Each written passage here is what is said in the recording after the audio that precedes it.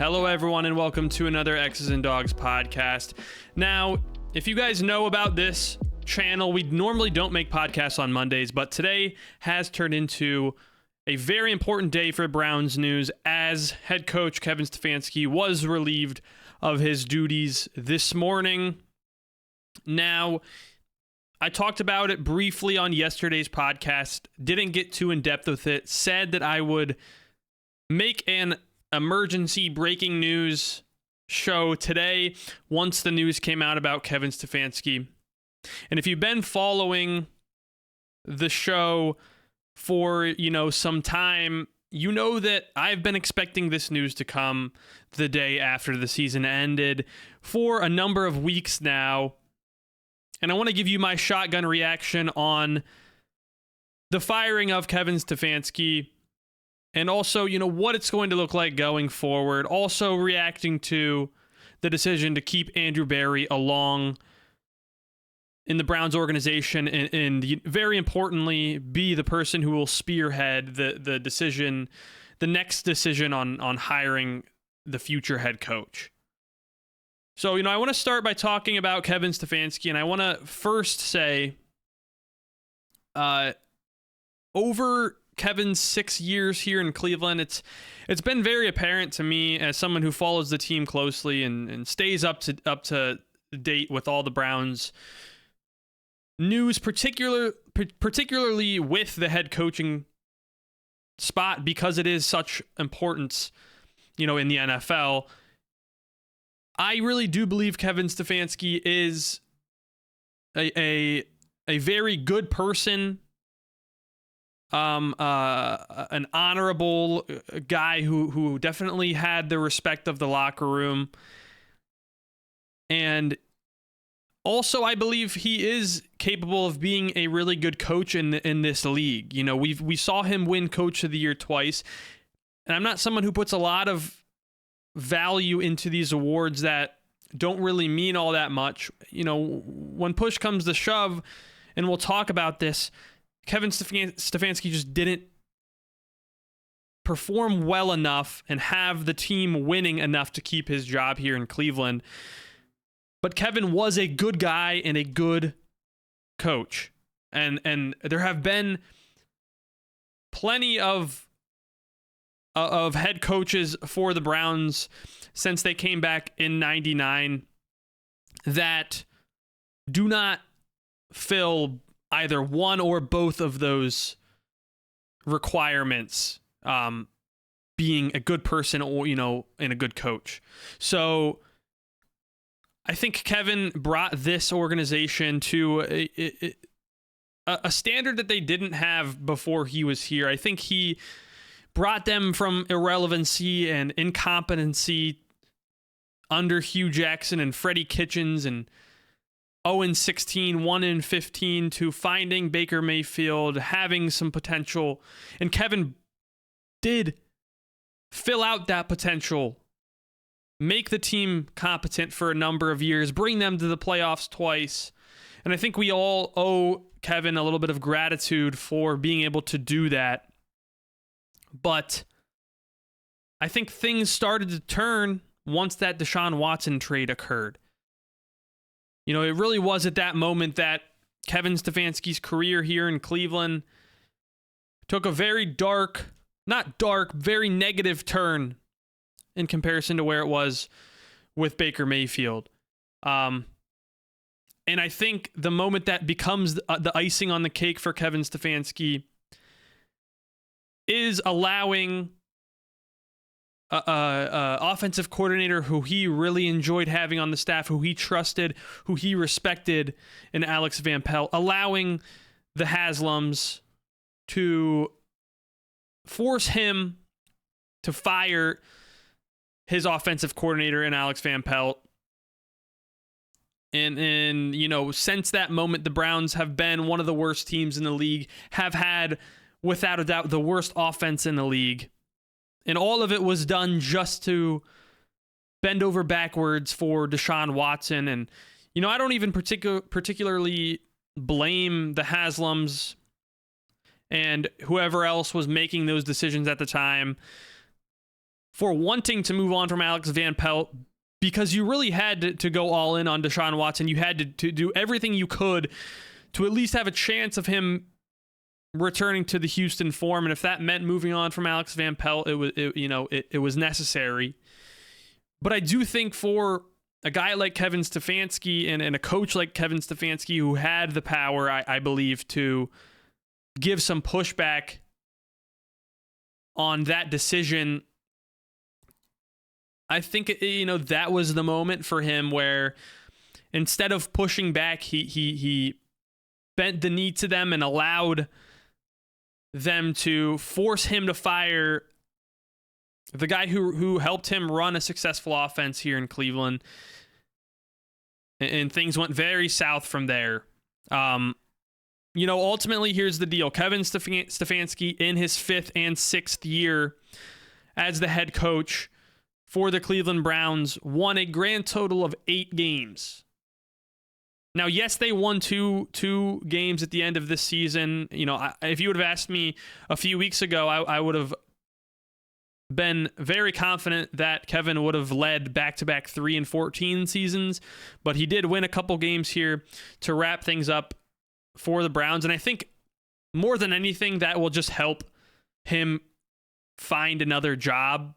Like, I don't think it really had much to do or much of a impact in his future here in Cleveland, but I do think, it just adds the element of him being able to keep the team engaged and keep the team fighting for him until the very end, which I think will benefit him in at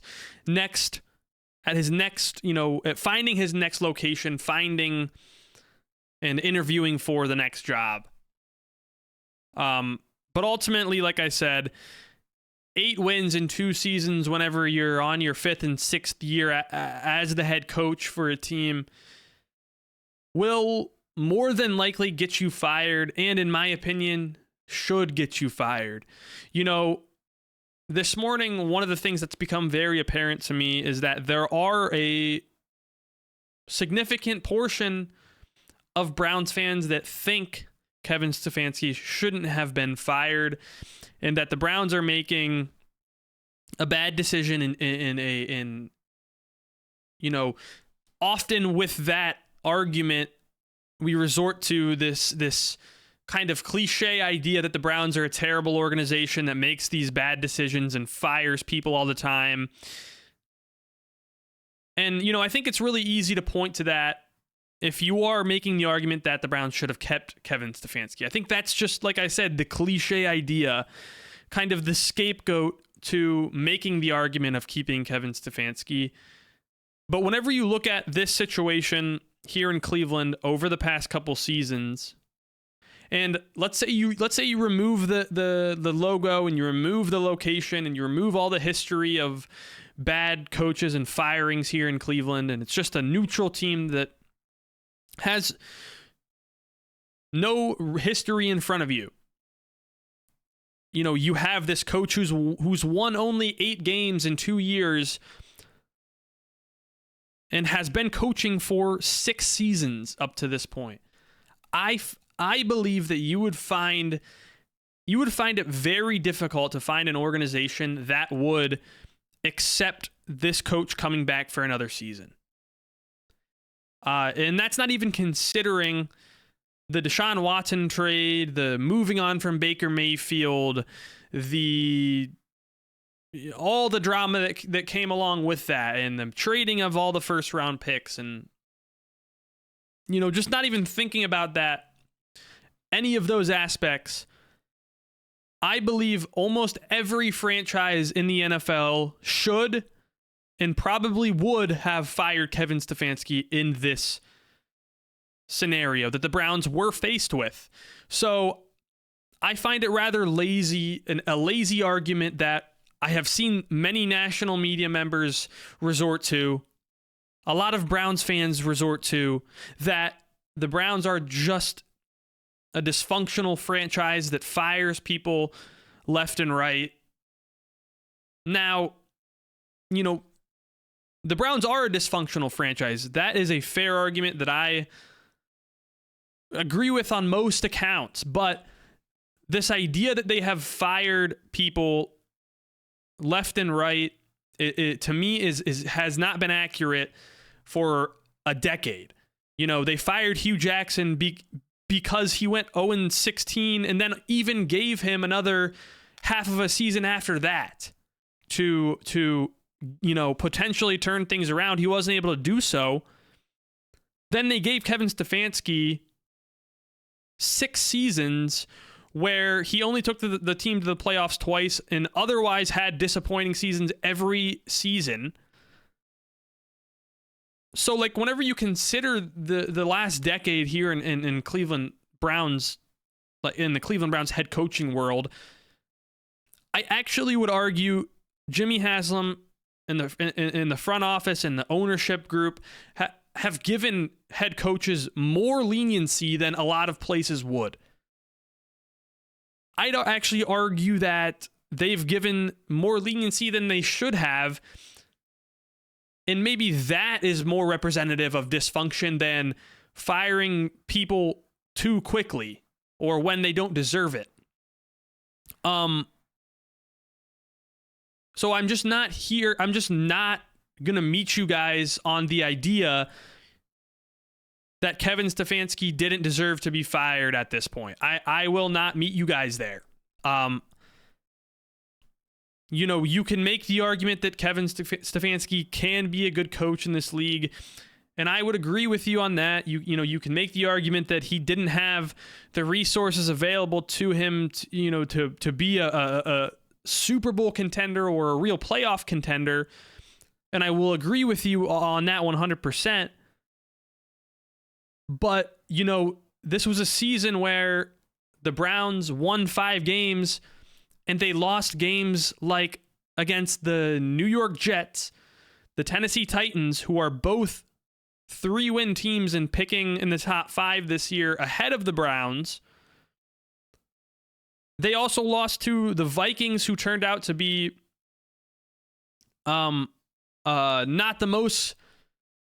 not as successful as a team as we all thought they were at the time. They lost to that team whenever Carson Wentz was playing quarterback for them. You know, so to say that this team did anything but underachieve this season, to me, whenever we just watched them compete with Buffalo, Pittsburgh, and the Joe Burrow Bengals, I think, you know, just doesn't make any sense.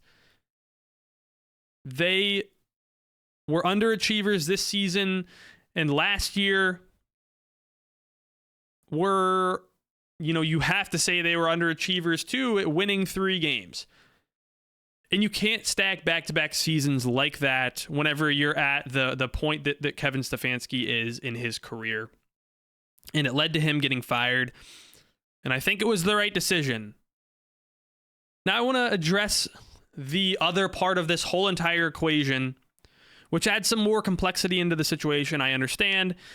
But it is Andrew Berry keeping his job as the general manager. And not only that, but also seemingly getting kind of a sort of promotion. You know, there was leaks earlier in the week that Andrew Berry is going to get more roles here in the Browns organization than just roster and team building, although he will still have his hand in those aspects as well, of course. And, you know, specifically now he's going to be in charge of or spearheading is the term they used, the search of the next head coach here in Cleveland. Now, I want to firstly say that, to me, this was not the right decision. If I was running the team, if I was the man with all the power, Jimmy Haslam, I would have fired both of them.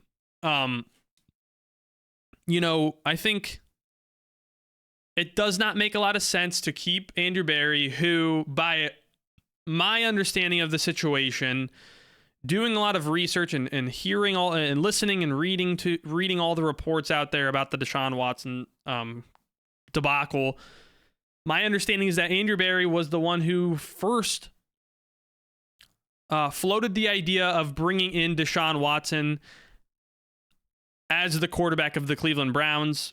Now, that said, Jimmy Haslam was the one that took it over the top with the fully guaranteed huge contract and the 3 first-round picks. But still, Andrew Berry was the one who initially started the idea of bringing in Deshaun Watson as the potential franchise quarterback. And knowing that, I do believe that, he does not deserve to get a sort of second chance here, even though he had a great draft pick in 2025. And he frankly has had a really good past year as the general manager. I thought free agency was, bringing in Malik Collins turned out to be a really big hit for the team. The trades he's made, I thought the trade down was recouped tremendous value. I thought the Tyson Campbell trade was really good. And you can make these arguments about the past year and what he's been able to do here, but if you were to ask me, is that enough for him to not also be on the chopping block right there with Kevin Stefanski? I would say no. Straightforward, I would say they both should have been fired. And from that lens, it's a little disappointing that it didn't happen.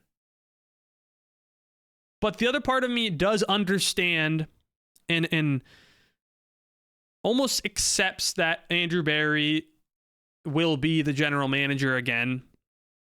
And here's why. First and foremost, I think we have to keep in mind the frame that Jimmy Haslam put on this whole entire situation last year whenever he came out and said and accepted that the Deshaun Watson situation was a failure. It was an organizational failure, and that, he's accepting that they need to move on from it, and he's willing. And at the time, he pretty much said that he was going to give Kevin Stefanski and Andrew Berry another chance. That was pretty much the situation that was laid out in front of us last year around this time whenever we heard from Jimmy Haslam. So, you have to keep that in mind, because here's the bottom line once you reframe the situation to that. From that moment, we have to assume that from that moment, it was kind of a blank slate for both Kevin Stefanski and Andrew Berry. Why? Because that's pretty much what Jimmy Haslam said.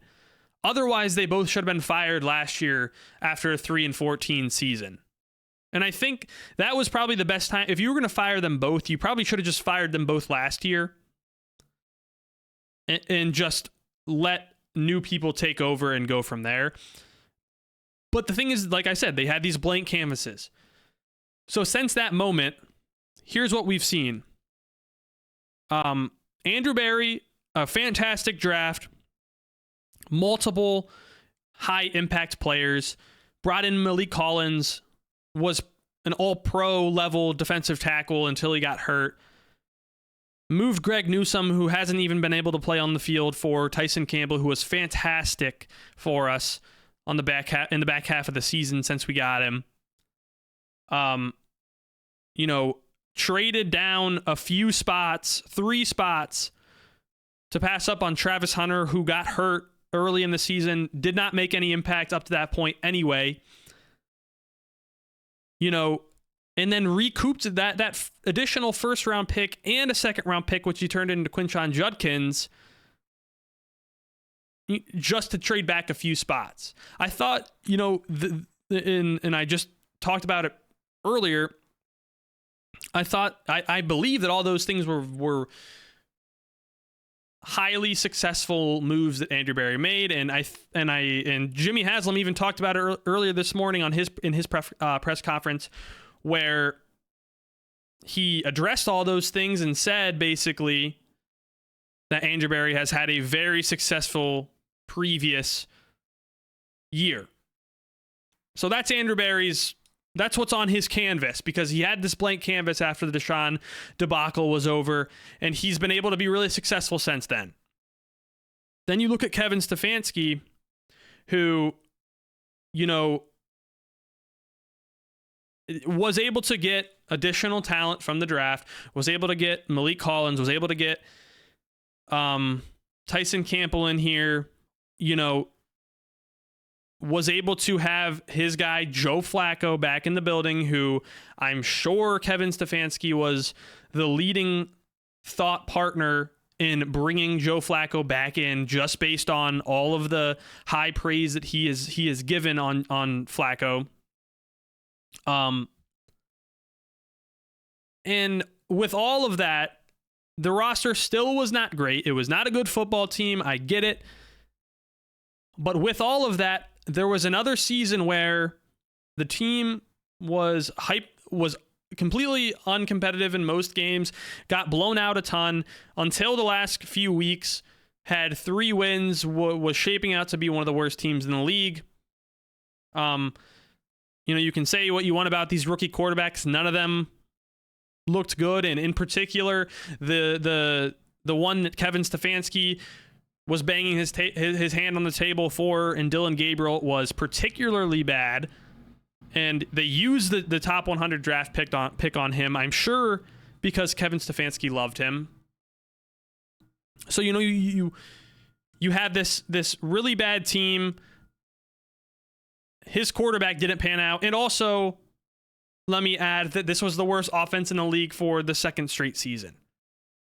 Now, you can make the argument that there was just not enough resources to have a good offense. I'd agree with you. To me, that it does not equate to having the worst offense in the league back-to-back years.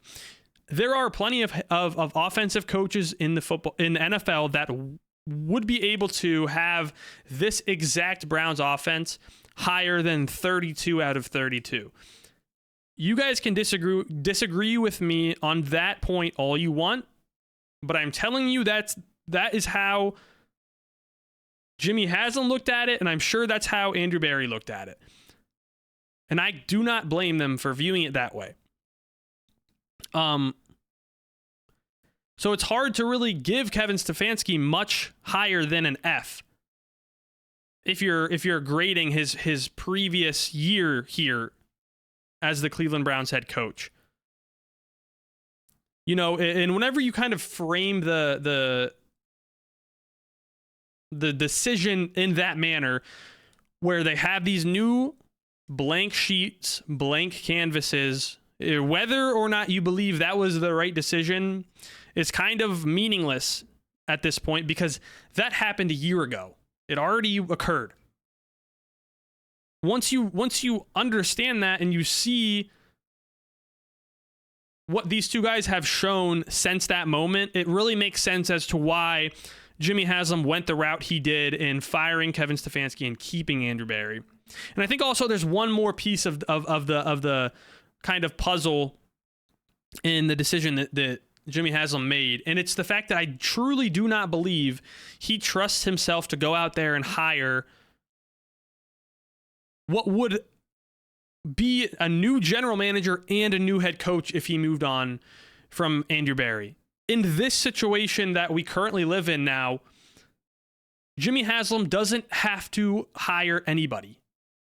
Will he have his fingerprints on the new head coaching hire? I'm sure he probably will a little bit, but I think the all of the struggle that the Haslams have faced in finding a successful head coach and general manager up to this point has truly scared Jimmy into kind of backing away from the hiring process. Maybe I'm wrong with that, but just listening to him talk, that's kind of the way that I view the situation. And I think keeping Andrew Berry is further evidence of that being the case, because the first thing we heard after Kevin Stefanski got fired was that Andrew Berry was going to be spearheading the decision. It's not Jimmy Haslam spearheading the decision, it's Andrew Berry. And, you listen to Andrew Berry's press conference and Jimmy Haslam's press conference, and it really does seem like it's going to be Andrew Berry's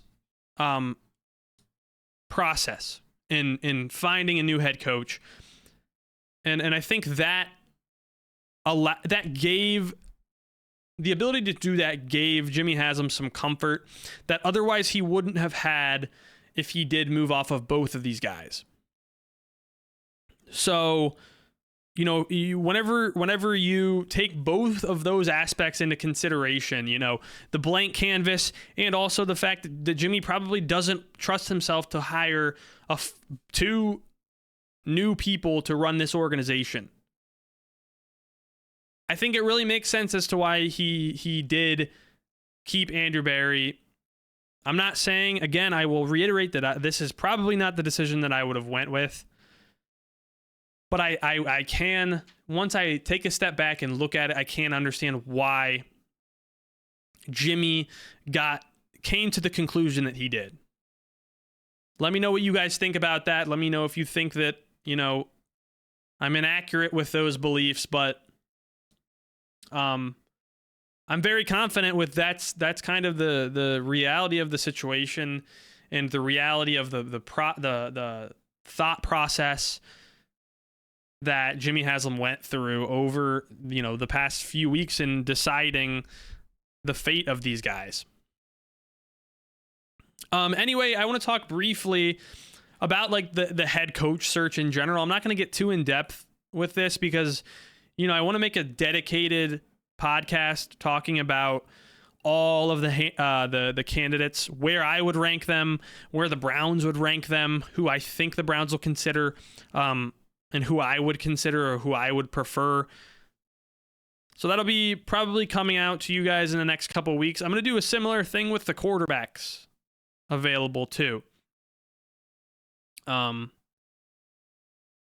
just from a 50,000 foot view here, my opinion on the way the Browns organization will go about picking the next head coach all stems from Andrew Berry's point of view, because here's the reality of the situation.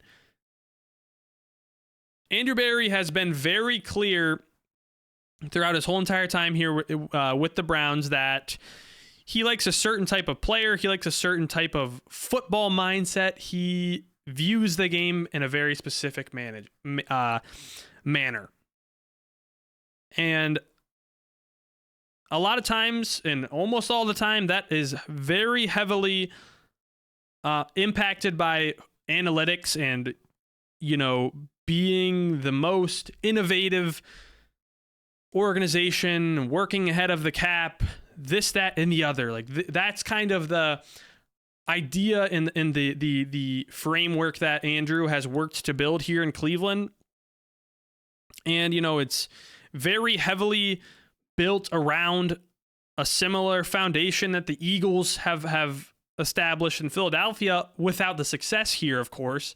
But I think knowing that, more than likely the next head coach of this team will be somebody who's young, somebody who's innovative, somebody who understands analytics and who is not the like OG football hard hat type of regular guy that, you know, and I think the best example of this is Mike McCarthy. Like, those of you who want Mike McCarthy to be the coach of the team, I find it extremely unlikely that will be the case now that we know Andrew Berry is going to be the one spearheading this decision.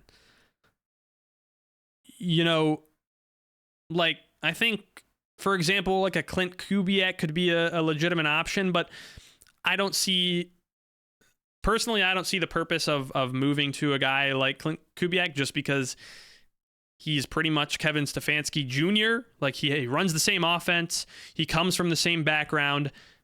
And it wouldn't make much sense to me. I think it would just be taking the team pretty much back to 2020. And most of the time, whenever a team moves off a coach like Kevin Stefanski, where he's been here for a number of years, they move in a completely different direction.